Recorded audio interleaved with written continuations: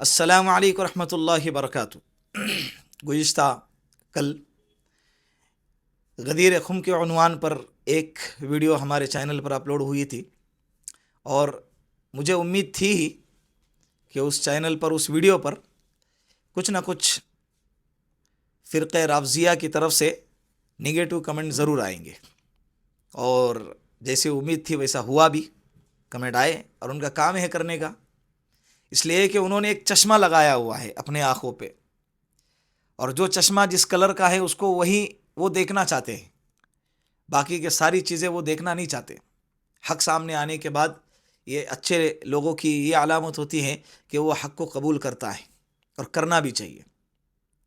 جیسے گزشتہ میں نے ویڈیو میں کہا کہ من کنت مولاہ فعلی مولاہ، آپ صلی اللہ علیہ وسلم نے غدیر خم پر حضرت علی رضی اللہ عنہ کے ہاتھ مبارک کو اٹھا کر لوگوں سے کہا، اے لوگوں، جو مجھے دوست رکھیں گا وہ علی کو بھی دوست رکھیں گا، جو مجھ سے محبت کرتا ہے وہ علی سے بھی محبت کریں گا۔ یہ حضرت علی رضی اللہ عنہ کی شان میں، ان کے فضیلت میں بہت بڑی بات ہے، بہت بڑی روایت ہے، بہت بڑی حدیث ہے۔ اب چند لوگوں نے جو اعتراضات کیے ہیں کہ جیسا کہ آپ حضرت عمر رضی اللہ عنہ اور دوسرے صحابہ کیا پہلے محبت نہیں کرتے تھے؟ کیا بے شک پہلے محبت کرتے تھے، اور اس وقت بھی کرتے تھے، بعد میں بھی کرتے ہیں۔ یہ ساری روایتیں بتاتی ہیں کہ زندگی بھر وہ اہل بیت سے محبت کرتے رہے، لیکن یہ جملہ کہنے کے بعد حضرت عمر رضی اللہ عنہ نے آ کر مبارکبادی دی اور یہ جملہ فرمایا کہ ہنیئن یا ابن ابی طالب، اے ابو طالب کے بیٹے یعنی حضرت علی رضی اللہ عنہ کو مبارک ہو کہ تم دونوں جہاں کے اندر ایمان والے مرد اور ایمان والی عورتیں ان کے محبوب بن گئے اہل بیت کی فضیلت میں۔ تو مجھے کیا لگتا ہے معلوم ہے، آپ لوگ ایسا سمجھتے ہیں کہ ہم اہل بیت سے محبت نہیں کرتے، ہمیں حضرت علی رضی اللہ عنہ سے نعوذ باللہ محبت نہیں ہے۔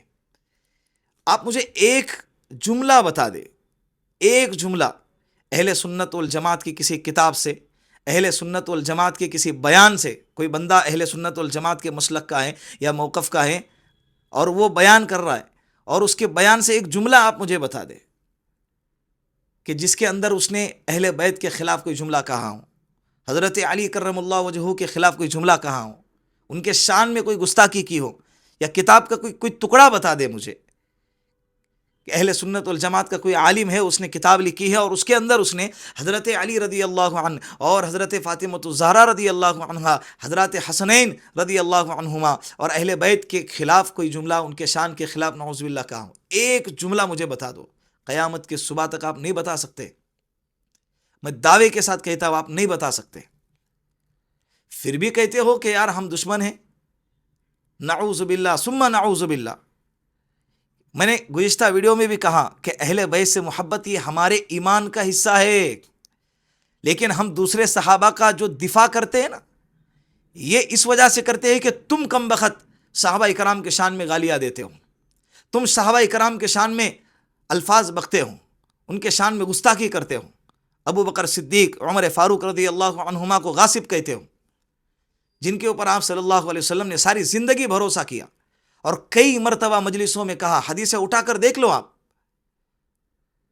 کہ ابو بکر فی الجنہ، عمر فی الجنہ، عثمان فی الجنہ، علی فی الجنہ، عبد الرحمن فی الجنہ، طلحہ فی الجنہ، سعد بن ابی وقاص فی الجنہ۔ یہ اللہ کے رسول صلی اللہ علیہ وسلم کے بول ہیں۔ آسمانوں میں میرے دو وزیر ہیں، جبرائیل اور میکائیل، زمین میں میرے دو وزیر ہیں، ابو بکر صدیق اور عمر۔ حضرت ابو بکر صدیق، حضرت عمر رضی اللہ عنہ، ان کی بیٹیوں سے اللہ کے رسول نے نکاح کیا، اور حضرت عثمان غنی، حضرت علی رضی اللہ عنہما، ان دونوں کو اللہ کے رسول صلی اللہ علیہ وسلم نے اپنی بیٹی عطا فرمائی، اور تم حضرت علی رضی اللہ عنہ کے شان میں اتنا غلو کر رہے ہیں اور باقی کے سارے صحابہ کرام کو غاصب ٹھہرا رہے۔ کیوں صحابہ سے اتنی چڑ بھائی؟